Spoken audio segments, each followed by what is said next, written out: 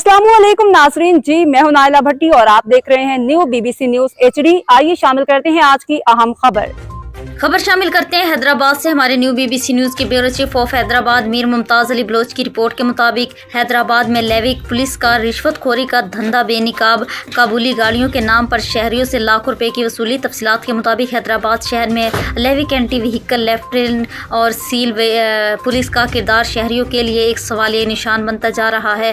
Police का बुनियादी फ़र्ज जराइम का खात्मा और शहरियों को तहफ़्फ़ुज़ फराहम करना है, मगर यहाँ सूरत हाल यकसर मुख्तलिफ है। शहरों के मुख्तलिफ इलाकों खसूसन गोल बिल्डिंग से लेकर पुलिस लाइन सड़क पर वाक़या खोखर मोहल्ला में मौजूद कार गाड़ियों के स्पेयर पार्ट की दुकानों के बाहर लेविक पुलिस मशकूक सरगर्मियों में मुलविस दिखाई देती है। शहरियों के मुताबिक ये एहलकार उन गाड़ियों को जो दुकान के बाहर मुरम्मत के लिए खड़ी होती हैं रोक कर बगैर किसी मसनद सबूत के बाकोली गाड़ी करार दे देते हैं और फिर उनके मालिकान से भारी रिश्वत वसूल करते हैं। रिश्वत ना देने की सूरत में गाड़ी को थाने ले जाया जाता है, जहां लाखों रुपए तक की डिमांड की जाती है।